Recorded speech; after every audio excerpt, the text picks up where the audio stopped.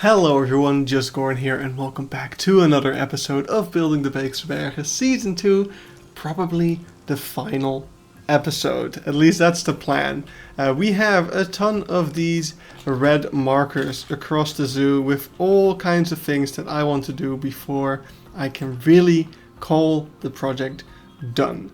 A lot of these are very small things that I'll probably end up doing on live streams, and if that's the case, you'll have seen them already. But today we are going to start off with probably the most interesting thing, the most substantial thing, which is a brand new habitat for the zoo. It's the red-eared fox and meerkat habitat. The meerkats have moved from their old spot in the center of the zoo to a new spot right around here, right around this playground. And the first thing we have to do before we can get started with building is lay out the new area where it's going to be. So let's position the camera somewhere around here, I guess, and see if we can figure out a layout. Alright, we've got a very basic first layout just to get a lay of the land to see where this habitat needs to be, because this habitat is not yet on Google Earth, so I can't really cross-reference anything. There's no blueprint like we had with the Elephant Valley, so really just have to build this off of videos and photos I've taken at the zoo. So what I can tell is that this path over here kind of crosses into the path leading up to the first window. Then there is a little path that goes out in front of these little wooden things, and then the path kind of curves and goes inwards also, so that you get a closer view of the meerkat over there. And then over here there was already this tree. There were also some other trees which seem to be removed now. And then this path goes around this tree, meeting up over here where the path would normally curve onto the next kind of downwards onto this little terrace area. So those are the kind of identifiable points that I use to figure out where the habitat should be. But what's very interesting now is that I have not touched this moat, this back moat over here. So the moat that used to be there seems to almost line up with the moat that is currently still there. So it looks like they kind of tried to reuse that moat a little bit, reuse the same space but for a new purpose. So that is pretty interesting if that is indeed the case and that everything just lines up that way. Or maybe it is not the case and it's just a coincidence. That's also possible. But with all of this stuff in place, it's time to work out the middle bit of the habitat. There we go. The entire shape of the habitat is in. We got this fence in the back. I did actually manage to find this sketch over here of the habitat where we can clearly see it's two straight fences meeting kind of in the middle there. I feel like it might be a little bit wrong. I feel like maybe they don't go as far back and they should meet at less sharp of an angle. But I think for the looks, it's mostly fine. So we're just gonna roll with it. Now I really wanted to already get some animals in here to have something moving around while I was building. But I'm running into this really weird issue where we have a fennec fox in there as a stand-in for the red-eared fox for the moment. But if I turn this into a staff path, we will notice that suddenly the keeper is no longer able to access the habitat. Why? I don't know. If I turn it back into a regular path, it goes away again. I don't know what's up with that. Like, isn't the staff path supposed to be the exact same thing except staff can use it? Alright, I got it to work by making the staff paths, the stuff under the stones here. Apparently that doesn't stop the staff. I really don't know what's happening here. But yeah, the guests don't seem to be wanting using this path because they can't get that close anyway. They can't get closer here, so I think this should work. So yeah, that's that done. And now we got some animals in here, which is nice to build around to kind of get a sense for the scale, although I should get actual red-eared fox and not fennec fox in here eventually, of course. So, yeah, with that all done, I think it's time we build the rest of the habitat. And there we go, complete with all of the hidey holes and whatever you could want. Not actually functional, but whatever. It's good enough. I also think some of these viewing areas are not entirely accurate. I think this one's pretty okay. This one I think isn't actually as big as I made it. But I couldn't really figure out how else I should have made it, so we're just gonna keep with this one. Funnily enough, Google Maps has updated once again, so now I can compare with the aerial view, and as I suspected, the shape isn't 100% accurate, but we're just gonna stick to what we got. It's good enough, and it gets the point across. So the habitat's done, but the backstage not yet, so let's do that one real quick as well. And there we have it, just a simple, cute little backstage. Also, I'm really good at placing the camera in where trees are going to be, apparently. But yeah, just a cute little backstage. We've got the places where the meerkats and the bearded fox can enter through these little hole, the tunnel thingies. We've got a little window into the habitat, which I think in real life is gonna be overgrown in no time. I'm not sure why there even is a window over here, but I digress. And then on the back side we got a couple of details just to give it that slight edge of accuracy. There is a animal burrow in here just to make the back of the backstage get that darkness that I like so much. And on the other side over here, we also, I didn't point out, we got a little drinky thing, and we got this little cage, which I couldn't see in most of my references from this side, but I have a photo taken from the car safari over here, and there you can quite clearly see that there is some kind of cage thing over there. So I'm not sure if it's like a recent thing, and that's why I couldn't see it in my photos taken from these angles, or what's up with that. But yeah, that's the backstage, and that completes the meerkat and bearded fox habitat. Currently without bearded fox because I had some issues with the game crashing, so I uninstalled all of my mods again. But we'll probably, once we upload the zoo to the workshop, I'll make a version with modded animals back in, if anyone's even able to load into that. But yeah, that's it for the bearded fox enclosure. Now we just have a bunch of these red markers left to do, which I'm going to do in live stream, so maybe you've seen some of these clips already. But basically, we're just going to cut to a random place, do a thing, show what the update is, and continue on. It's actually less than 30 of them, so if I can manage to do just one of these every day for the coming month, I'll finish the zoo in a month. So that would be pretty amazing, and I think is actually feasible. So let's just get to it. First things first, let's add some of the last signs that I've created. Starting with this one over here, this is the cheetah education pillar, and we've got education about how cheetah breeding in zoos work, because Beekse Bergen is the population manager of the cheetah breeding program. Then we've got education about how cheetahs are protected in the wild, and we also have some education about what makes cheetahs such a special animal over here. So a nice little education pillar, and that's the final of those. Then we also have the Hyena Creek sign over here. We did this on a live stream. It's just a lovely little themed sign letting you know that you are in the Hyena Creek over here. Over here at the elephants, we also have a new sign. This is a little donation sign saying that this company has adopted one of the baby elephants. Over here at the aviary, there's also a new sign. The sign got added here all about the weaver birds, because this is the area where they're always making their nests and all these plants in the front here. Here we also have a brand new sign, lots of pieces. This is a lovely sign telling you all about the biodiversity of the savanna and the different kinds of birds that you can find here. It looks like it's got a little bit of a Z-fighting issue. There we go. Good enough. Not quite as exciting, but around the exit is now a sign reminding you to buy a parking ticket. Let's put that over here. It's supposed to be on the other side, but it's already quite narrow, so I think that's a better spot for it.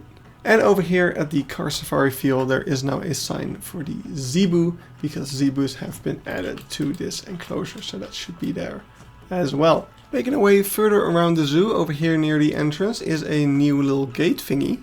There we go, and we can move right along to the gorilla habitat over here, which also has received some upgrades. And there we go. I think they might actually have also changed the shape of the existing climbing frame, but I'm gonna say it's good enough. We got the picture across that there is now more climbing frames and some more shelters. Actually, I just realized I forgot a wall. There we go, all done. The terrain is also kind of damaged from all the construction work, but I think I'm just gonna keep it nice and grassy and good looking. So let's move to the next thing. Over here, we need to make sure that people can't fall in the water anymore. There needs to be a fence over here. There we go, that sure is a fence. So let's move on to the next thing, which is at the end of this path. There are some more rocks now. I know, thrilling stuff. Woohoo, rocks. Then at the rhino enclosure, I also noticed there's a new donation sign over here. So let's quickly plop that into place. And now these are represented by Schoutenparket. In the same area, I noticed there is no water in this mode for some reason. There we go. And my next marker is actually here in the African wild dog enclosure, where I just want to add a little bit more grass, tidy up here a little bit. There we go, just that little bit of extra detail, just the dots on the I's, the crossing of the T's, as the episode is probably called. And while we are working on the car safari, I kind of want to do a little bit of the same with the cheetah habitat over here. Really not going into much detail, because this is basically just a backdrop that you can see from the rhino area, but I do want to make it a slightly nicer backdrop. So let's do just that. There we go, a bit more accurate and a lot better looking. And you're basically only gonna see it from here, from the viewing point of the white rhino area. So it's the most important thing is that you can now clearly see the plane and the bus and just some plants there, making it look like there is actually something there. I did actually put down some of the car safari signs in here as well, since I have them anyway, so that's all cleaned up and updated as well. But yeah, the enclosure itself is just trees to hide the fact that there isn't actually an enclosure there. The next marker is a pretty small one. It's just wire, because there is a wire here now. I don't know why there's wires. Yeah, wire. I don't know why they added this. I guess maybe it was unstable, had to be reinforced. It's an interesting little thing right there. But yeah, some supportive wires, I guess. And that brings us back to the bat-eared fox area, where I actually want to do one more thing. I was looking out here and I realized the savanna behind it looks a little bit bland. So I just want to spruce that up just a little bit. There we go. Subtle, but just that little bit extra to make it look polished. And now if we turn around, we got a playground that is so unsafe. The kids can just run off in every direction. No, we need to fence them in. Children secure. Quickly to the next marker. Right beside it. There's a toilet here now. I don't know how that's gonna fit. We'll make it fit somehow. And there we go. As you can see, we have our toilet building. It's even working with the staff member going inside, though I may have made it a little bit buggy. I don't know, this is the first time testing it. But oh god, oh no. That's fine. It's good enough. It's functional, as you can see. The caretaker was just cleaning the roof. So yeah, that's the toilet building. Just a nice, simple build over here. Got all the details you need, I think. Now over here there is another bunch of markers. We're going to start off with this one, which is that these benches need a bench. Let me clarify. These benches need to have an actual bench inside of them so that people can actually sit on them. So there's a bunch of these around the zoo. I'm just going to make a quick round to see how many I can find and fix.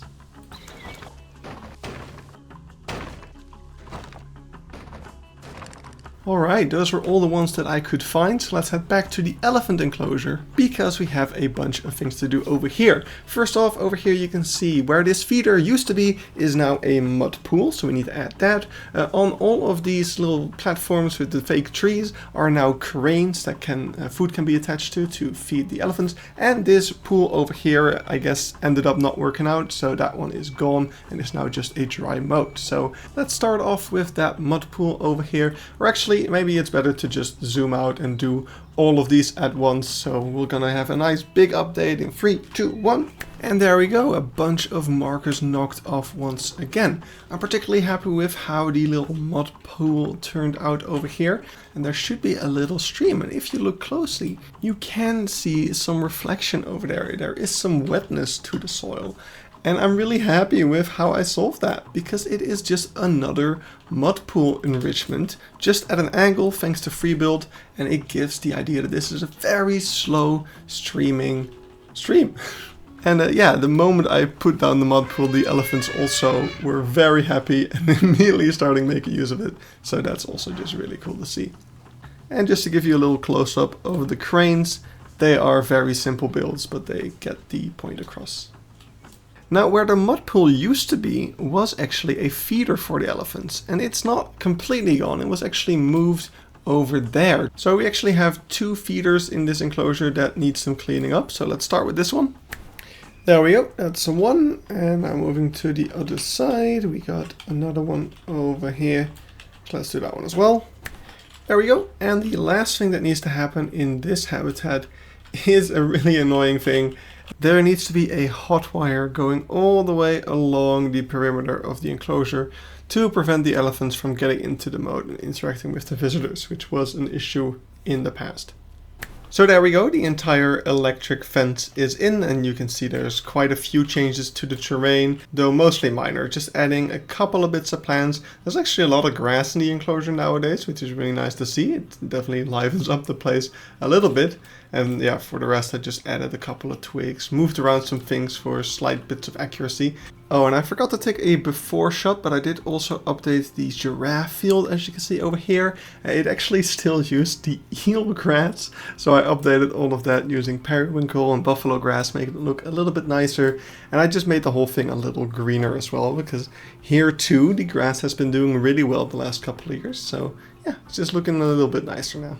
Next to this path of the Elephant Valley, I also noticed something recently, which is that there's a lot of yellow flowers along the path now. So I want to add some creosote bushes here. Just a bit of extra color there, but that brings us back to the Africa village, which we built in the last episode. And there's 2 things I forgot. First of all, there needs to be some solar panels on this roof. Ta-da! I'm really happy with how these came out. They're pretty simple, but I like the material that I picked for the solar panel itself. It is this pretty new piece from the Zookeeper pack, which got the nice shiny metal texture, but it's also recolorable and has a nice flat base. So you can turn that into a really shiny little thing, just like a solar panel. Now there is another thing I forgot to build in the previous episode, and apparently I had a stroke while typing this. I need to build Ria. Ria is the vacuum of the restaurant. Apparently there's a robot vacuum that the employees have called Ria, and yeah, that's definitely something we should include as part of the restaurant. So let's put her in the corner here or something.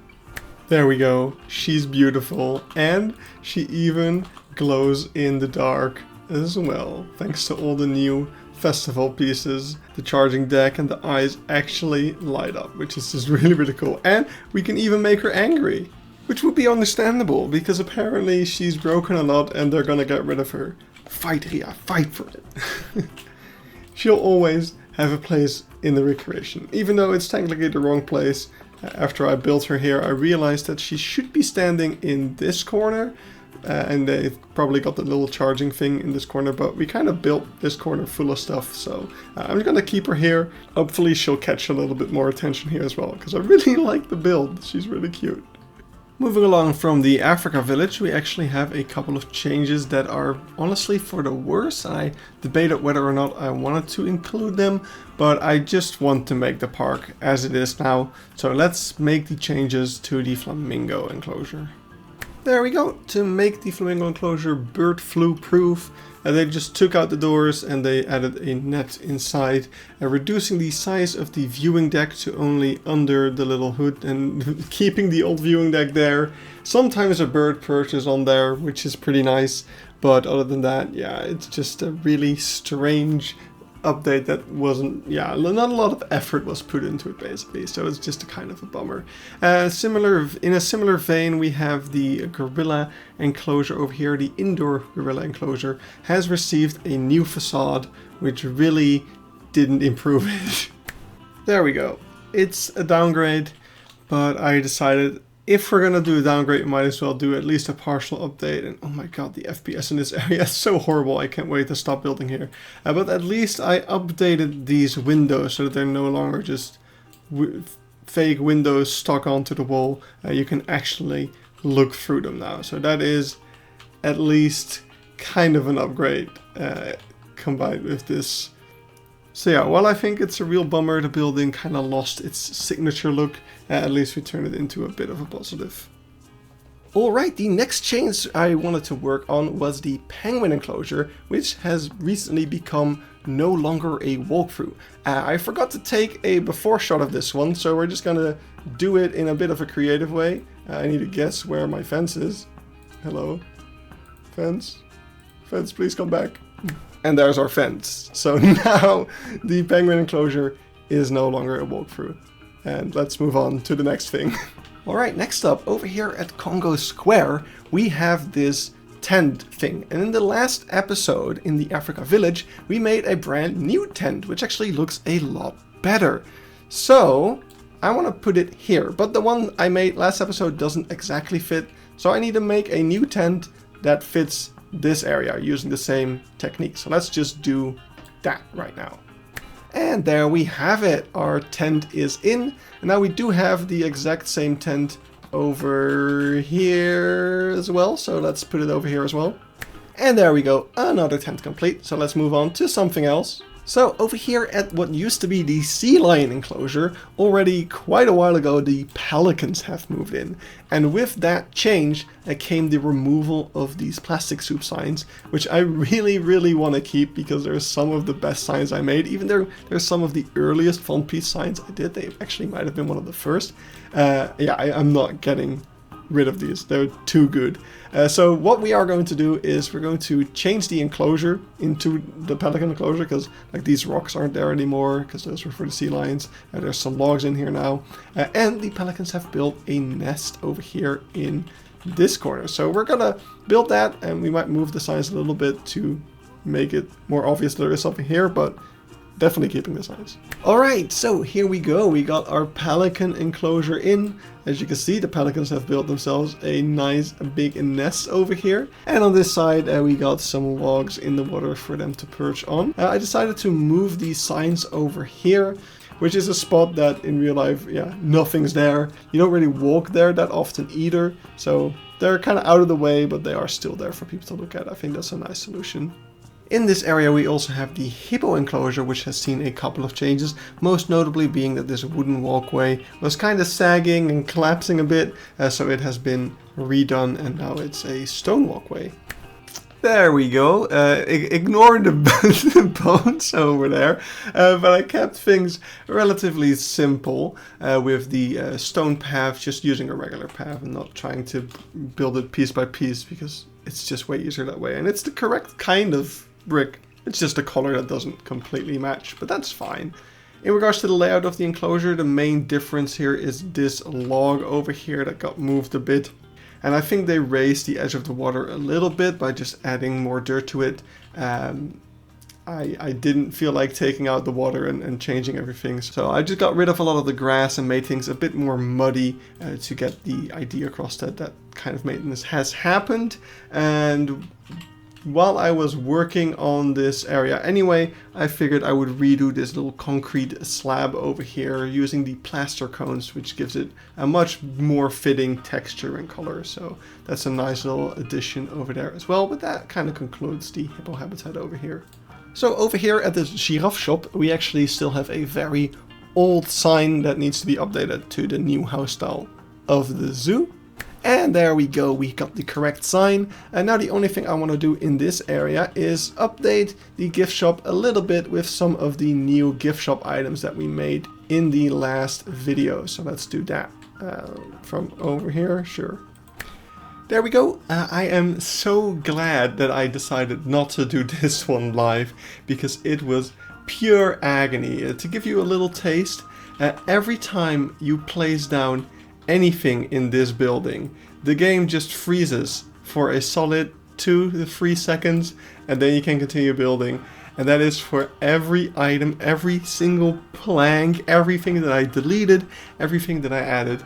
I had to wait those couple of seconds, and it was driving me insane. So definitely would have not been the most fun stream, because it would have just been me complaining the entire time. But I did manage to update most of the things. We got the actual Planet Zoo shirts in, we got some of the props that we made for the other gift shop. I kept some things the same, I kept some things empty.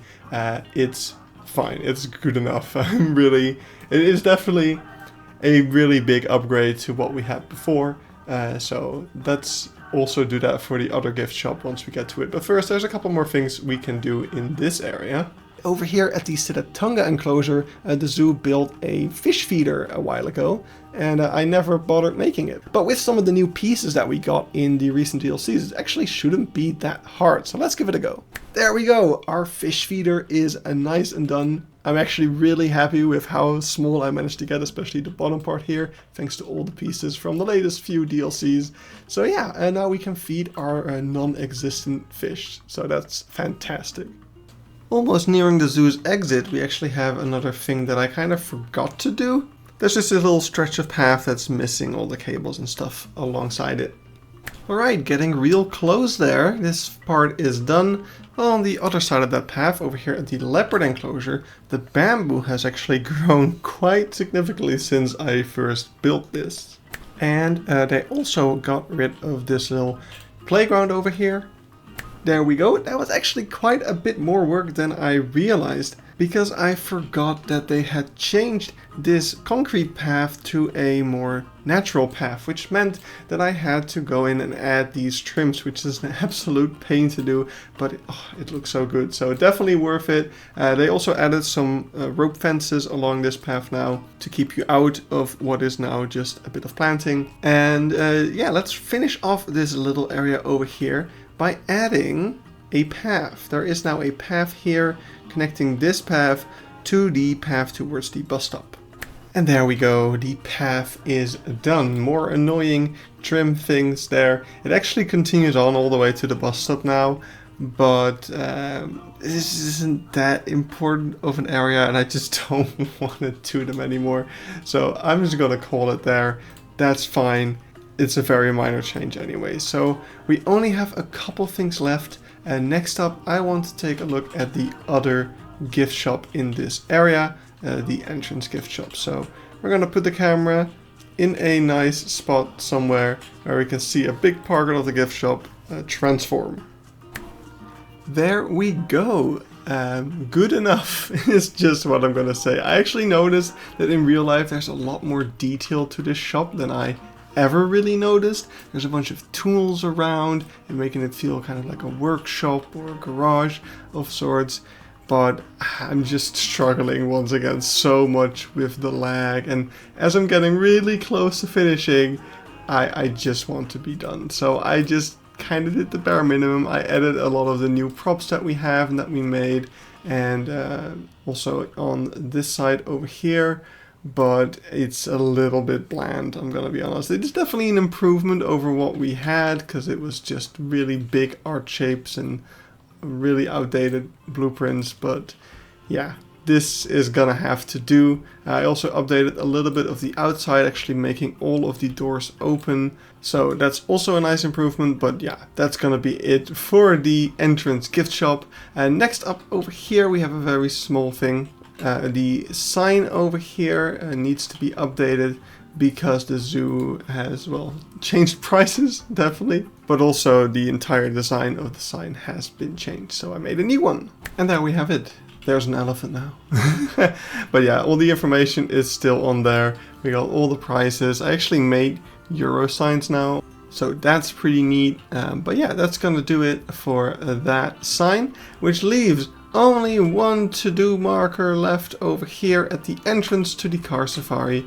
They made a new entrance, a new covered thing. Instead of what was like a cover with a tarp or a tent, it is now a proper structure. So let's see what that looks like.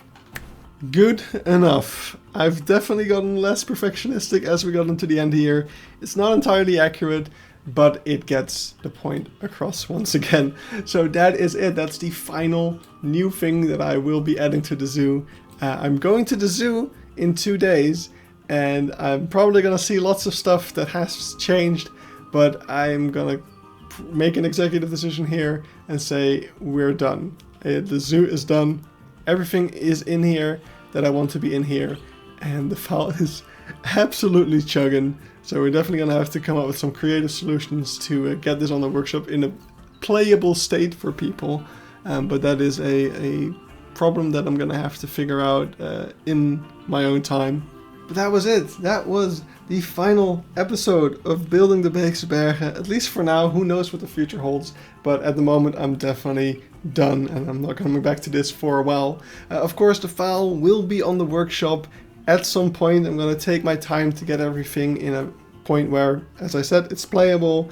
I'm going to get some people to probably do a tour of it. As always, I want to make a trailer for the workshop release, so that will definitely take a bit of time. I want it to be a big one for the final version of this project. So yeah, it might take a month, maybe more, for the workshop release to be out. But I hope you enjoy it once it's there. But for now, I'm done. I'm going to leave you all here. Thank you so much for watching. Thank you for sticking with me through all these years as we've been working on this project. And see you in the next one. Bye bye.